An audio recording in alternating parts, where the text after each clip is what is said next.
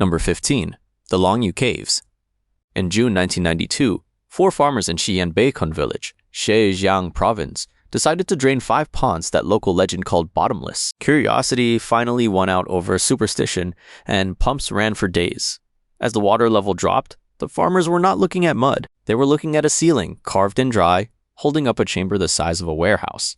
Word spread, and a wider survey of the hillside around Fenghuang Hill turned up 19 more of them, 24 caverns in total, all cut into solid siltstone, all sitting quietly under farmland for who knows how long before anyone thought to drain the water off the top. Nearly 1 million cubic meters of rock is gone from inside that hill.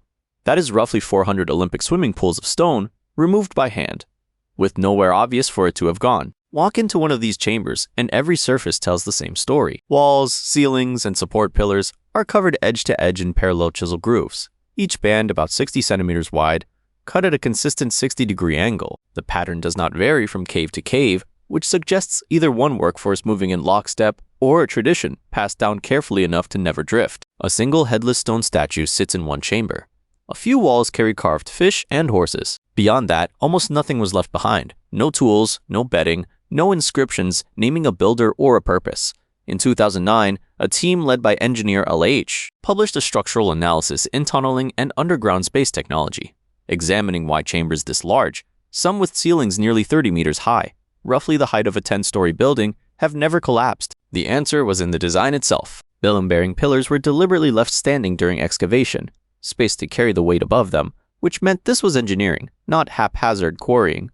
Pottery fragments recovered from the silt inside date to the Western Han period, somewhere between 206 BC and 23 AD, which puts a rough ceiling on the cave's age without confirming when they were actually cut. And that gap matters, because the earliest written mention of the caves is a poem from the 1600s, describing them as a puzzle the locals had already given up trying to solve. Here's the part the engineering paper cannot touch. A project that moved 1 million cubic meters of stone required organizing, feeding, and housing a large workforce for years, in a dynastic China that recorded grain shipments, tax disputes, and minor court appointments in obsessive detail. Yet nothing survives naming who ordered this, why or where the spoil rock was hauled, no quarry contract, no imperial edict, no local gazetteer entry, until a poet stumbled onto a hillside curiosity 1,000 years too late. The going theory is a Han-era quarry or storage site, and it is a reasonable one. It just does not explain how an operation this large vanished from a civilization that otherwise wrote everything down. 24 rooms, cut with total precision,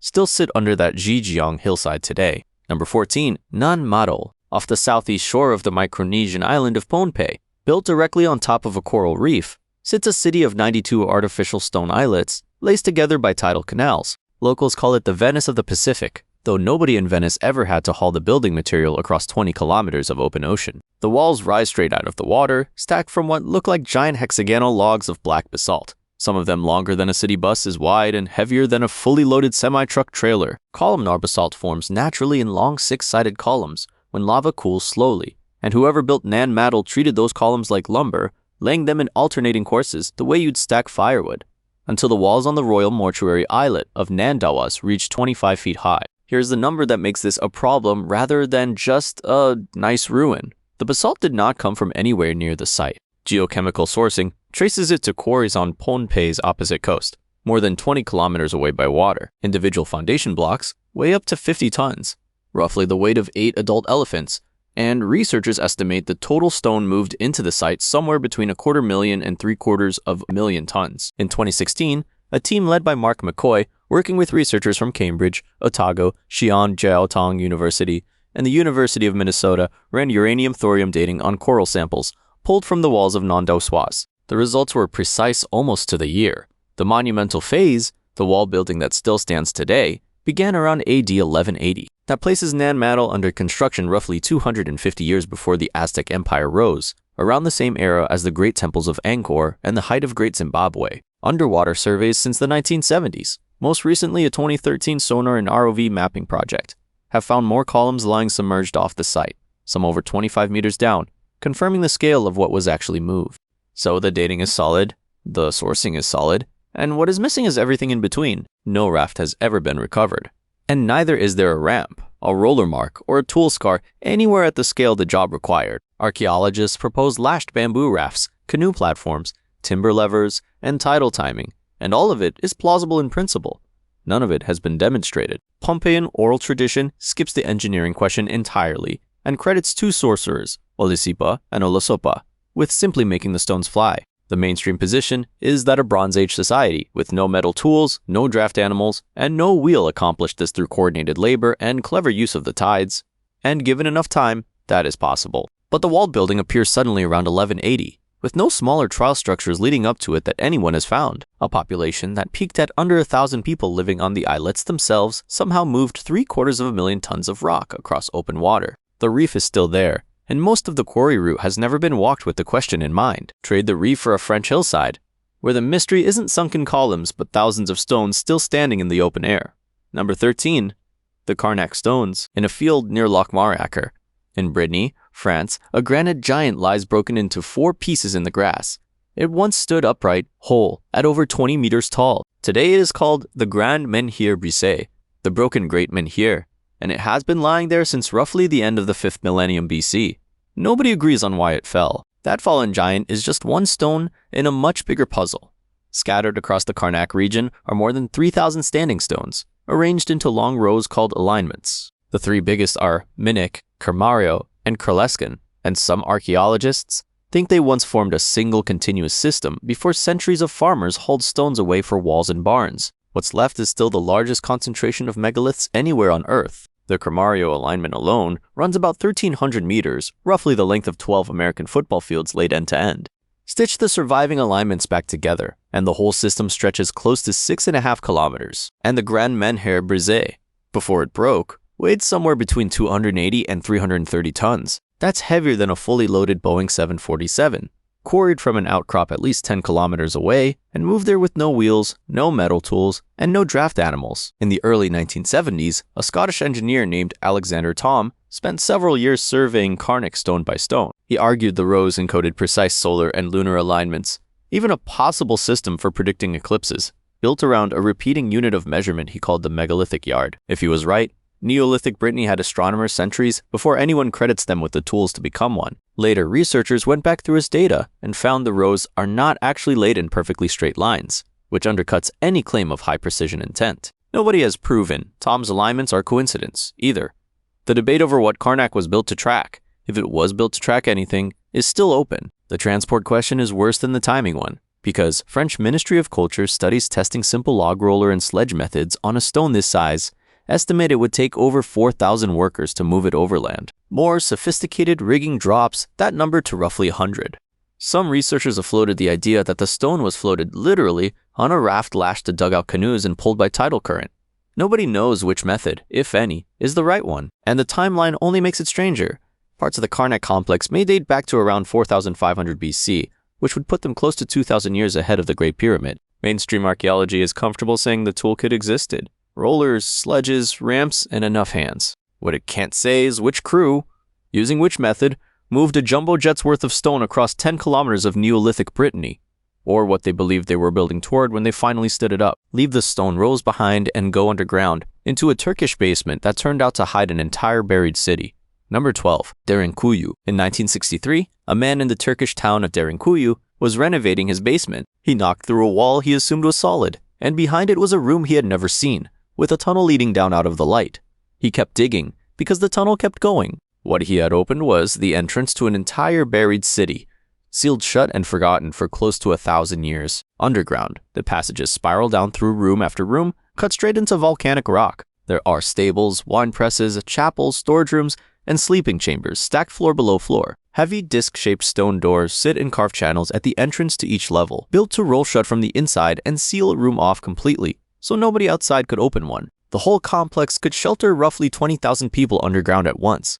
Archaeologists with Turkey's Department of Culture have traced the earliest carved galleries to the Phrygians, an Iron Age Anatolian people, sometime around the 8th or 7th century BCE. A rival theory points to Hittite-style artifacts found deeper in the complex, which would push the origin back further still into the 15th century BCE. Neither claim can be confirmed, because carved rock cannot be radiocarbon dated. All anyone has to go on is the scattered objects left behind, and those objects disagree with each other. What is better documented is the expansion during the Byzantine era. As Arab-Byzantine raids swept through Anatolia in the 7th to 10th centuries, local communities enlarged Derinkuyu into a defensive refuge and kept using it through later invasions for centuries after that. Then in 2013, construction workers clearing ground near Nafshir, not far away, broke into another underground complex, one that some archaeologists suspected might be even larger than Derinkuyu itself. It had sat there, undocumented, until a housing project stumbled onto it, which means that as recently as 13 years ago, Cappadocia was still hiding cities nobody knew existed. The complex runs some 85 meters down, roughly the height of a 28-story building, except carved straight into rock instead of built up into sky. More than 50 vertical shafts pierce the levels, the deepest reaching 55 meters, and they still move air today well enough that smoke released on the 8th floor drifts visibly toward the nearest shaft. That is a ventilation network the size of a small subway system, and every shaft of it was cut by hand in the dark without a single piece of machinery. What the soft rock and iron tools cannot explain is what happened next. Whoever kept extending this city, generation after generation, had no surveying instruments and, as far as anyone can tell, no single overseeing plan. And yet the shafts never cut into the stairwells. The levels never collapsed into each other. Somehow it all still functions as one coherent system, air and water, and escape routes lining up across floors carved by people who could not see what the level above or below them was doing. Nobody knows how many more levels sit below the ones that are open to tourists now. Nobody knows how many other Derinkuyus are still sealed under Cappadocia's fields, waiting on the next basement wall to give way. Malta had its own basement moment, when a construction crew's tools broke through a floor that was never supposed to be there. Number 11. Malta's megalithic temples. In 1902, workers digging cisterns for new houses on Malta cut into a hollow space where the rock should have been solid. Below them was the Hal Saflieni Hypogeum, a complex carved 3 levels deep into solid limestone, its topmost chamber sitting just 1 meter underground that people had been walking over their whole lives, never knowing it was hollow underneath. Manuel Magri began excavating it for Malta's Museums Committee the following year, but died in 1907 before publishing his findings. In the gap that followed, a portion of the grave goods and human remains were cleared out and discarded without ever being catalogued, a real loss archaeologists still feel. Themistocles Zamet took over, publishing reports from 1910, and his team tallied close to 7,000 individuals, a population close to a small town, sealed inside a hand-cut structure most of Malta above had no idea was under their feet. The chambers are strange to look at, because whoever carved them wasn't copying a cave but replicating architecture, with trilithons and temple facades cut into the rock in negative relief, as if reproducing a structure already known from the surface, just turned inward. One chamber, the oracle room, does something else entirely. In 2014, a research team including Rupert Till of the University of Huddersfield measured a double acoustic resonance there, around 70 and 114 hertz, close to the low male vocal range. Chant in there and the whole chamber answers back. None of that, strange as it is the part that actually stumps people. That's Scandia, on the neighboring island of Gozo, built around 3600 BCE, roughly 1,000 years older than the Great Pyramid. Some of its megaliths run past 5 meters long and are estimated at over 50 tons apiece. Malta at that time had no wheel and no metal tools at all. The standard explanation is timber sledges, log rollers, ramps, and years of communal farm labor. Archaeologists have found small stone spheres at the sites, proposed as primitive ball bearings under the sledges. It's a plausible reconstruction, though nobody has dug up the sledge, the ramp, or the roller that would confirm it, and Malta has none of the worker camps or haul roads that back the equivalent story in Egypt. Then, around 2500 BC, the people who built all of it simply stop, and the stopping isn't gradual. Carving, burial, and temple construction all end within what looks like a single generation, and after that, the archaeological record just goes quiet. Drought, soil exhaustion, and worsening diet have all been proposed as the usual suspects, but none of them has closed the case. A farming culture with no writing raised temples older than Egypt's pyramids, buried thousands of its dead inside a chamber that answers back when spoken to, then stopped doing any of it within what looks like a generation. Nobody has recovered the tool that moved the stone, and nobody has recovered whatever ended the people who moved it, across an ocean and many centuries forward, to a Peruvian hillside, where the stone itself carries a signature nobody who built a wall around it should have known.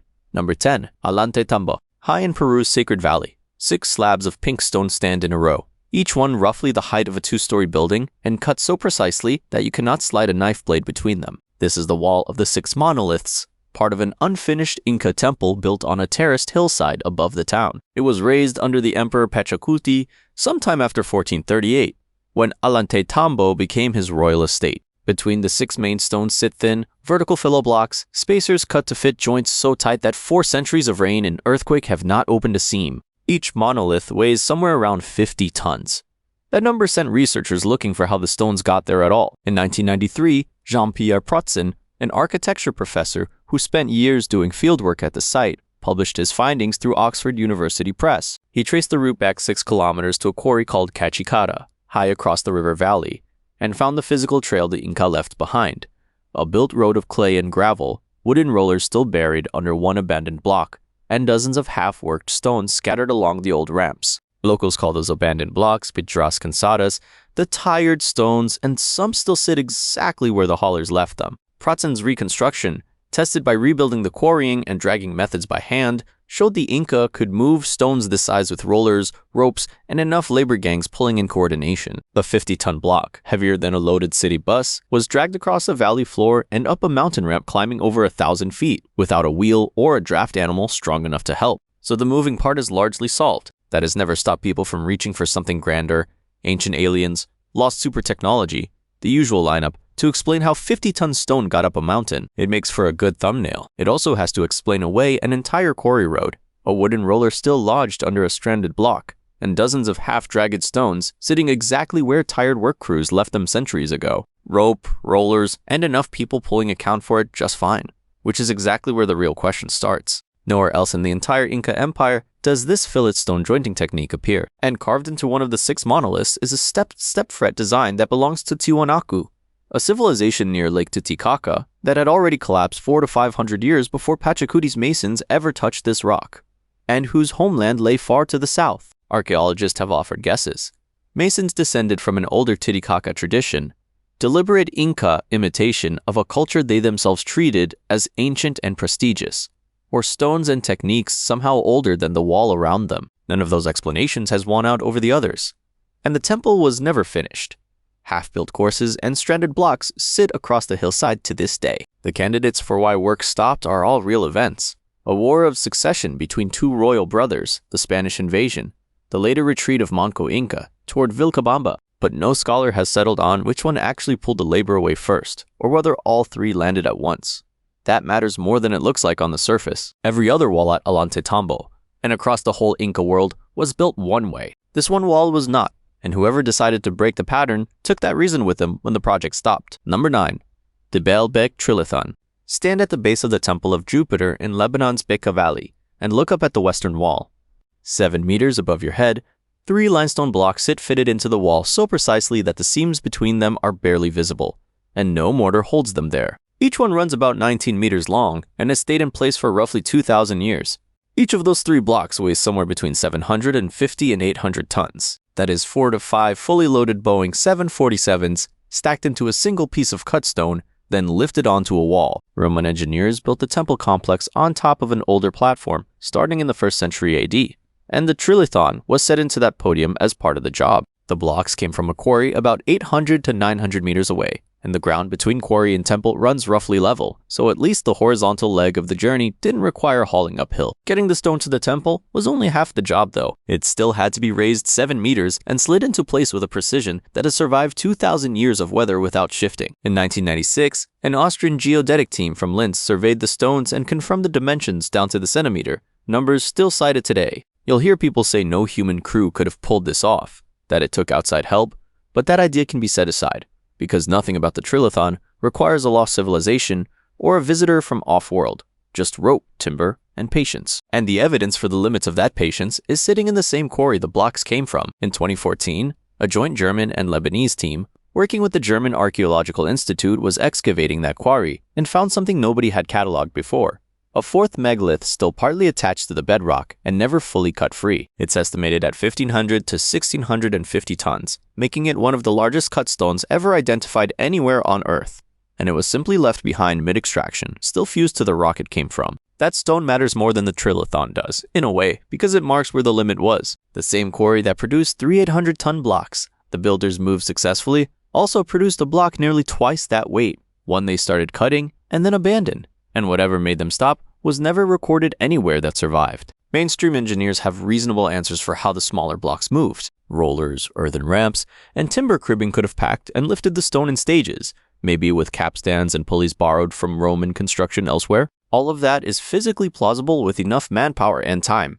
What doesn't exist is a demonstration, No ancient text describes the Baalbek operation specifically, and no modern team has ever moved and precision-seated a block anywhere near 800 tons using only the tools Rome is known to have had. So the theory and the achievement don't quite meet.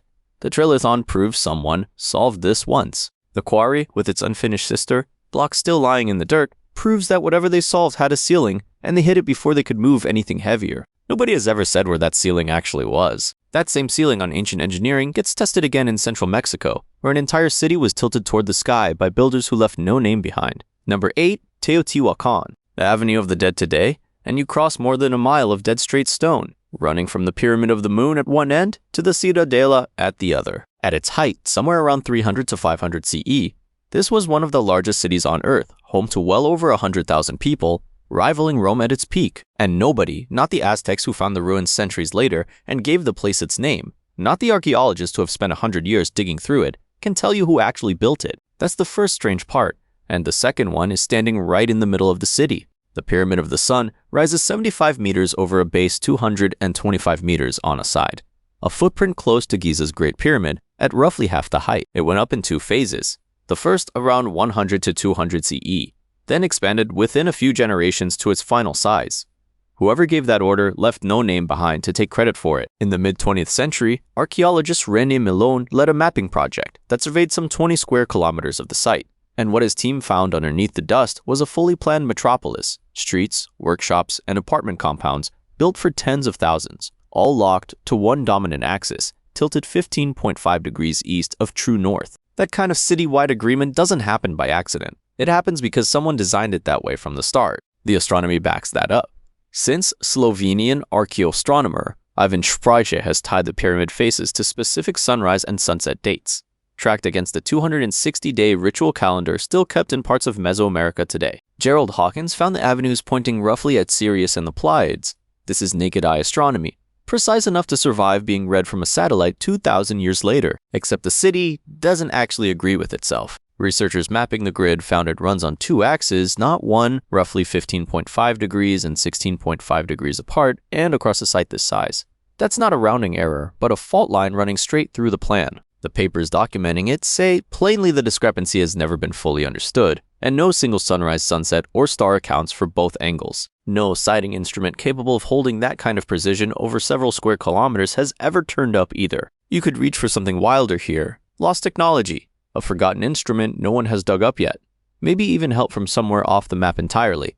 None of that is in the ground. What is in the ground is stranger in a quieter way. Digs at the Zala Palace and the Teotihuacan compound turned up sheets of imported mica, a shiny layered mineral now traced through geochemistry to the valley of Oaxaca, over 350 kilometers away, overturning the older claim that it came from Brazil, and settling where the material came from without settling why anyone wanted it. Unlike the city's shell and jade, worn or displayed for anyone to see, the mica was built into walls and buried beneath floors, positioned so that no living person would ever see it again.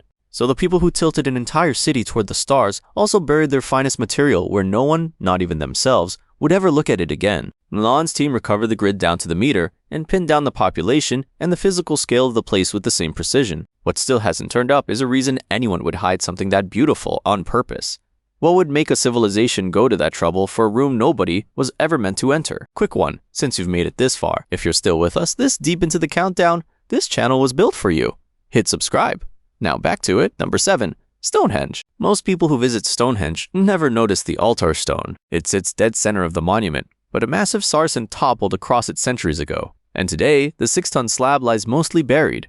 A greenish-gray shape pinned under stone several times its own weight. Tourists photograph the trilithons and walk right past it. For about 100 years, archaeologists barely gave it a second thought either, because everyone assumed it was just another Welsh bluestone, quarried from the same hills as the rest. In August 2024, that assumption collapsed. Anthony Clark, a PhD candidate at Curtin University in Australia, led a team that ran geochemical analysis on fragments of the altar stone and matched its mineral signature to rock from the Orcadian Basin in the far northeast of Scotland. The findings were published in Nature.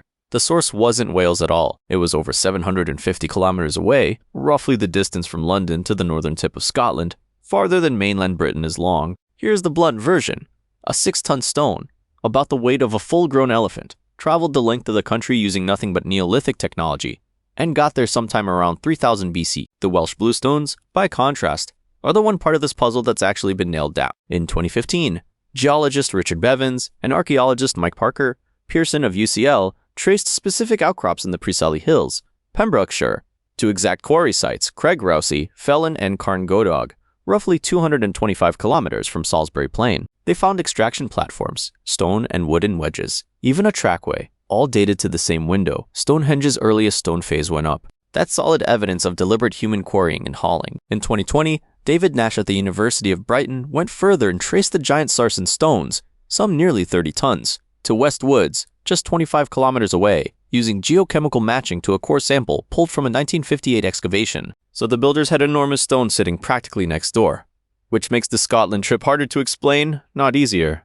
No trackway has ever turned up between the Orcadian Basin and Wiltshire. There's no boat, no sledge track, and no way station connecting the two ends of that 750-kilometer route. Researchers have floated a coastal sea voyage as, in their own words, one feasible option, which is a polite way of saying they can't confirm Neolithic Britain had vessels capable of hauling a 6-ton slab along open coastline for hundreds of miles. Even the shorter Welsh route, with all its quarry evidence, still has geologists arguing whether the stones were carried by people at all, or dragged there naturally by glaciers thousands of years earlier, a debate that has produced peer-reviewed papers as recently as 2025. So somebody in Neolithic Britain looked at a mountain of usable stone 25 kilometers from the build site and instead sent a work party to the opposite end of the island. Twice, if the Welsh bluestone run counts as the first trip. Whatever that stone meant to them, it was worth a journey nobody today can fully account for, using transport nobody today can name. The altar stone is still there, buried under the sarsen that fell on it, hidden from most people who walk past. It traveled farther than any other stone at Stonehenge, farther than anything else Neolithic Britain is known to have moved. So what made that 6-ton slab worth the trip, and where did the knowledge of how they moved it go? Neolithic Britain isn't the only place that hauled stone right past a closer supply. Number 6. Sacsayhuaman. Above the city of Cusco, Peru, a hillside wall zigzags for hundreds of meters in 3 stacked tiers, built from stones so tightly joined that the seams between them are almost impossible to find. There is no mortar holding any of it together. Every block simply rests against its neighbors, shaped so precisely that each one seems to have grown into the gaps around it, rather than been carved to fit them. Mainstream archaeology dates the bulk of the construction to the mid to late 1400s, under the Inca ruler Pachacuti and the rulers who followed him. The labor came from Mita, a rotational state work system rather than slave labor, with popular estimates running into the tens of thousands of workers over roughly a century. And on that broad picture, historians largely agree. What happened at the quarry, and on the road between the quarry and the hill, is where things get harder to pin down. In the mid-1980s, the Swiss-Peruvian architect Jean-Pierre Protzen, working out of UC Berkeley, spent years in the field trying to reproduce Inca stonework by hand. Using jawayas, dense hammerstones favored by Inca masons, he pounded and pecked at rock the way the original builders would have, scribing, lifting, refitting, and pounding again until the surfaces matched, and the technique held up. Protzen showed that the tight joints were achievable through patient percussion and abrasion, no exotic tools required, and his findings became the accepted explanation for how the smaller stones of Sacsayhuaman were shaped. But some of the blocks here are not small. The largest are estimated at somewhere between 120 and 200 tons, with a few claims running higher still, and several stand over 8 meters tall, roughly 3 stories high. A 200-ton block weighs about as much as 2 blue whales. That is the number Protzen himself could not get past. He could explain how a stone was shaped once it was sitting in place. He could not explain to his own satisfaction how something that heavy got there in the first place, hauled up a hillside and stacked 3 tiers high, with no wheel, no iron tools, and no animal in the Andes strong enough to pull that kind of load. Researchers who have since studied the joints found something odd hiding under the famous precision. Real contact between blocks is concentrated in a narrow band around the outer rim, 10 to 20 centimeters deep, while the core of the joint sits slightly hollow. It is a detail that may have let the wall flex a little during earthquakes instead of cracking outright, which means the postcard version of a perfect fit is a little less perfect than advertised, even as the actual engineering behind it gets more interesting. Some corners of the internet skip straight to anti-gravity fields, or a lost super civilization, with tools nobody has ever dug up.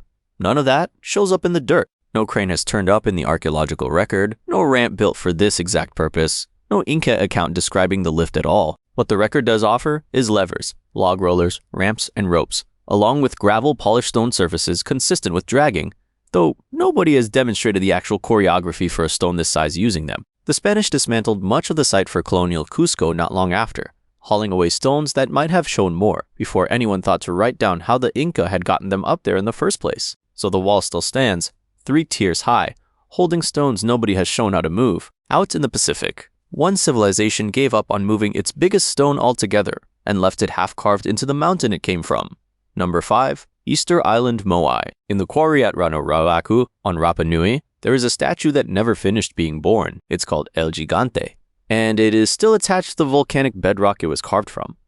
Lying on its back, half formed after however many centuries of ancient effort. At an estimated 21 meters tall and up to 182 metric tons, El Gigante would have been the largest moai on the island by a wide margin, and it never left the ground. 182 tons is about the weight of 2 fully loaded Boeing 737s, chiseled by hand from a mountainside using nothing but basalt hand picks, and it still couldn't be moved. Whoever was cutting it apparently figured that out partway through and simply stopped. Rapa Nui has somewhere between 900 and 1,000 of these statues. A 2025 survey counted 962, including 62 found abandoned mid-transport along the island's ancient roads. The average moai stands about 4 meters and weighs around 13 tons, close to 2 adult elephants, carved from compressed volcanic ash, and hauled as far as 18 kilometers to the coastal platforms, where they still stand facing inland.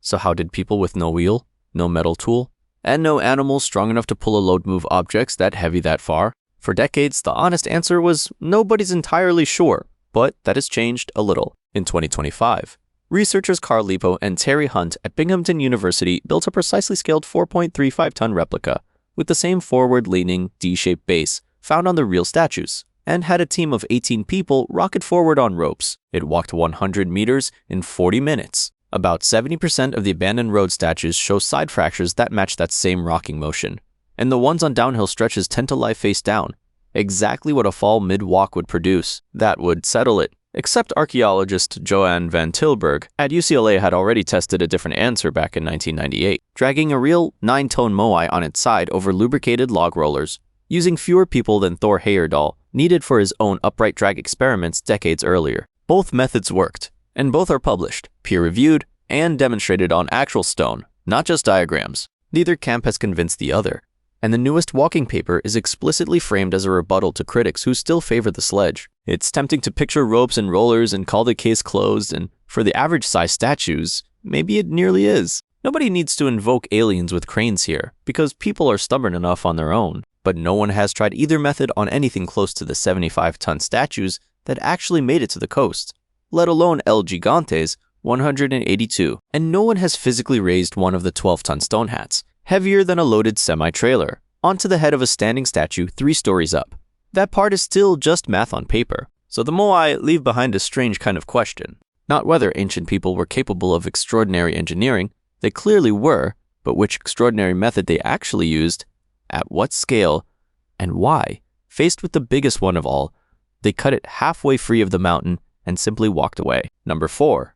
Puma Punku, at the southern edge of Lake Titicaca, 3,850 meters up in the Bolivian highlands. The ground is littered with cut stone, not standing walls or columns, just blocks scattered across a terrace platform, like a building that got up and walked away from itself. Some of the stones are sandstone giants. Others are smaller, harder blocks of gray andesite, carved with corners so crisp they look machine-milled. This is Puma Punku, part of the wider Tiwanaku complex, and archaeologist Alexei Vranic pulled a radiocarbon date from the deepest layer of the mound that places its main construction between AD 536 and 600, near the height of Tiwanaku's power. That date in question is the easy part. What actually happened on this platform after that date is where things get complicated. One sandstone slab in the site's plataforma, Litica, runs 7.8 meters long and weighs about 131 tons. That is roughly the weight of 20 African elephants stacked on top of each other. It came from a quarry 10 kilometers away. The far more precisely worked andesite blocks traveled even farther, hauled some 90 kilometers from the Copacabana Peninsula, around or across the lake itself, in a place with no draft animal capable of carrying more than about 30 kilograms. Starting in 1999, Vranic ran 3D scans on the andesite pieces and found something unexpected. The blocks weren't random, but grouped into families with matching dimensions down to the millimeter, identical interlocking edges, and standardized H-shaped channels cut for metal cramps in the same position every single time. That is not the work of one mason improvising as he goes. That is a design repeated on purpose, block after block, by people who planned the whole set before they picked up a tool. So the obvious question follows, could Tiwanaku's builders actually cut stone this precisely with the tools they had? Jean-Pierre Protzen and Stella Nair, working out of UC Berkeley, spent years testing exactly that. Nair carved an 8-inch test section of andesite using nothing but flint, obsidian, and hematite, and she got clean right angles out of it. It took her between 25 and 40 hours of steady labor. Bronze tools they found barely scratched the stone. Grinding with sand and flat stone was the method that actually worked. That settles how it could have been done in principle. It does not settle how it was done at this scale, across dozens of interchangeable pieces, to a finish this exact. No shaping tool of any kind has ever been recovered from the site itself. Protzen and Nair said as much in their own published conclusion, calling the specific finishing technique unknown to the Incas and to us. There's also no agreed answer for what Puma Punku actually looked like while it was still standing. It was found already collapsed, its pieces scattered across the platform, and nobody knows for certain whether that came from flood, deliberate destruction, or centuries of quiet looting for other buildings. In 2018, Vranich's team 3D printed 140 andesite pieces and 17 sandstone slabs, and physically pieced together one plausible version of the monument. Not the version, because Tiwanaku left no writing to check the answer against. People point to Puma Punku as proof of some lost advanced technology, and the evidence simply does not go there. But ruling out aliens is not the same as knowing what this place was, or exactly how its hardest stones were finished to a tolerance no recovered tool explains. Number 3. Gobekli Tepe. In October of 1994, a German archaeologist named Klaus Schmidt climbed a bare hill in southeastern Turkey that locals called Potbelly Hill and stopped walking. University of Chicago survey had passed through 30 years earlier and written it off as an abandoned medieval cemetery. Schmidt looked at the broken limestone scattered across the surface and knew immediately that whoever wrote that report had never really looked. He was right, and within a year, his team had uncovered the tops of massive stone pillars, carved and buried under centuries of dirt. What came out of the ground was a set of stone rings, each one bordered by huge T-shaped pillars standing shoulder to shoulder, with 2 even larger pillars rising at the center of every circle. The stone is covered in relief carvings, foxes, boars, scorpions, snakes, birds caught mid-motion in limestone that has not moved in 11,000 years. This site is older than farming. That is the sentence that broke the old model of history. Radiocarbon dating puts construction at roughly 9,600 to 8,000 BCE, which makes Gobekli Tepe about 6,000 years older than Stonehenge and older than the first confirmed agriculture in the region. Historians used to assume farming came first, and only once people had settled down and stored grain did they get around to building temples. Gobekli Tepe runs that sequence backwards. Hunter-gatherers with no pottery, no metal, no wheel, and no domesticated animals somehow organized enough labor to quarry and raise pillars weighing up to 20 tons, with the tallest standing 5.5 meters, roughly the height of a 2-story house. In 2020, Gil Hakle, a PhD candidate at Tel Aviv University, ran the layout of 3 of the enclosures through geometric mapping software. The central pillars of enclosures B, C, and D formed a near-perfect equilateral triangle set along a shared axis, even though the enclosures were long assumed to have been built at different times by different groups. Somebody was carrying a plan across generations without writing it down anywhere that survives. Archaeologists generally explain the physical construction with ramps, ropes, sledges, timber levers, and enough people pulling at once. That accounts for what might have been possible. It does not account for a shared blueprint held in the heads of a population that had not yet invented writing, and it does not account for the on-site quarry, which contains an unfinished 7-meter pillar still attached to the bedrock, with no matching cavity anywhere on the hill for the largest stones that were actually erected. This is usually the part where somebody suggests survivors of a lost advanced civilization, or a visiting party of aliens with a taste for stonework. Skip that, because every tool ever pulled from this hill is flint, obsidian, and plain hard stone, which means the people who did this were foragers with sticks and rope, not engineers with a spaceship, and that is the far stranger story. And then, sometime after the finest enclosures were finished, someone buried them on purpose, not through collapse and not through erosion. Tons of limestone rubble, animal bone, and flint debris were packed in by hand, sealing the pillars underground for the next 11,000 years. Exactly as Schmidt himself first recognized when he noticed the fill was too orderly to be an accident. Nobody has ever proposed why. At least not one theory the rest of the field has agreed to accept. A society with no writing, no farms, and no metal built the oldest monumental temple on Earth, and then walked away from it and buried the best of it with their own hands. Whatever reason they had for that went into the ground with the stones. Number 2. Newgrange. Dawn, December 21st, 1967. Inside a mound in County Meath, Ireland, a University College Cork archaeologist named Michael O'Kelly waits in the dark of a stone chamber he has spent 5 years digging out. A year earlier, his crew had finished rebuilding a strange slot of stone above the passage entrance, something no one had a name for. Kelly had a hunch about what it was for, so he came back on the shortest day of the year to test it. Just before 9 that morning, a blade of sunlight slid through 60 feet of passage and touched the back wall of the chamber. Then it climbed, and the whole room filled with light. What O'Kelly had confirmed was that Newgrange is not just a tomb, it is a solar instrument, built roughly 3,200 years before Christ, which makes it older than Stonehenge's stone circle by about 7 centuries, and older than the Great Pyramid of Giza too, though by a smaller margin, something closer to 6 centuries. From the outside, it looks like a low green hill, kidney-shaped, ringed by 97 curbstones, and faced with white quartz hauled from the Wicklow Mountains, 70 kilometers to the south. At the entrance sits a slab carved with a triple spiral, one of the most photographed pieces of Stone Age art on Earth. Roughly 200,000 tons of earth and stone went into that mound, moved without a single wheel, animal team, or metal tool, by people who then had to calculate to within a fraction of a degree exactly where the sun would rise on one morning of the year. Precision like that tends to summon the ancient astronomer crowd, priest kings with secret knowledge from somewhere else entirely. The stone does not care either way. It just keeps doing what it was built to do, whoever worked out how to build it. The corbelled roof over the chamber they built has kept the inside bone dry for 5,000 years. Most roofs built by every civilization since have failed faster than that. The mainstream account holds up fine for the labor.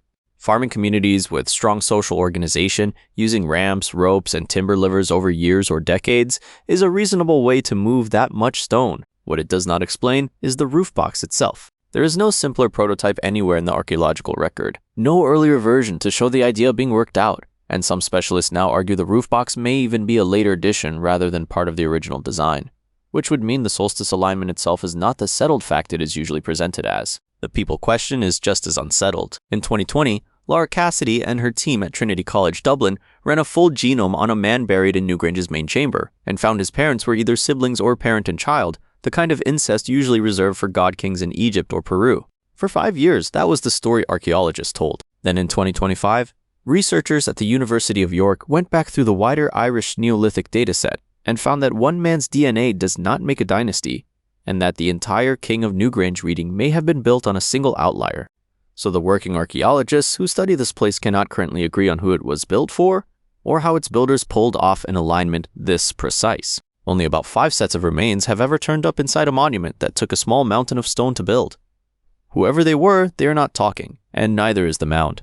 Number 1. The Great Pyramid Interior. In March 2023, a team of Egyptian officials threaded a narrow endoscope camera through a small existing gap on the Great Pyramid's north face and sent it into the dark on the other side. The feed showed an empty corridor of bare stone. Nobody has ever stood inside it, and nobody knows where it goes. You can already guess what the internet did with that footage. Somewhere out there, someone is certain it proves aliens, or the last workshop of a lost super civilization, with tools history forgot. That is not where this goes, because the real answer is stranger for being human, built and still not fully explained. That corridor is what the world now calls the Big Void, and it did not start with a camera. It started in 2017, when a physics consortium spanning Nagoya University, Japan's Keck Laboratory, and France's CEA and HIP Institute pointed Mian detectors at the pyramid and read the shadows cosmic rays leave passing through solid rock, and occasionally through nothing at all. Their data, published in the journal Nature, showed a cavity at least 30 meters long directly above the Grand Gallery, with a cross-section to match. A 2023 follow-up in Nature Communications, led by physicist Sébastien Procure, pointed additional MON detectors at the same stone and mapped a corridor-shaped structure near the north face. How that corridor relates to the larger 2017 void is still being worked out. Here's what makes that hard to shrug off. The void is roughly the length of a Boeing 737's fuselage, and it sat sealed inside solid masonry for 4,500 years, undetected until subatomic particles that leaked through stone finally gave it away. It sits above a gallery that is already strange on its own terms. The Grand Gallery runs 47 meters up toward the King's Chamber, its corbelled limestone ceiling stepping inward course by course to a height of 8.6 meters, roughly 2.5 stories, with no visible support. Above the King's Chamber, 5 stacked granite chambers carry beams weighing 50 to 70 tons apiece, heavier than a fully loaded airliner, quarried 800 kilometers south at Aswan, and lifted 43 meters into the air. The obvious explanation is that they relieve the weight of the pyramid pressing down on the chamber below, except engineers who have actually run the structural math, starting with Flinders Petrie over a century ago, found that only the top chamber does that job. Its gabled roof pushes the load outward into the surrounding stone. The 4 chambers beneath it have flat granite ceilings, which means they simply pass the weight straight down, doing nothing to protect the chamber they supposedly guard. Khufu's builders repeated a design that mostly fails at its own stated purpose, and nobody has proven why. There's still no photograph of what is inside that void. Only muon detection plots and one endoscope clip of a narrow corridor nearby. Egypt's own Ministry of Antiquities, through Zahi Hawass, has publicly downplayed the big void as an unremarkable construction gap. The Scan Pyramids physicists, backed by that second independent study from 2023, have not withdrawn a single number. Khufu sealed that pyramid around 2560 BC, and somewhere above the Grand Gallery, 4,500 years later, there is a space the length of an airliner that has never held a light.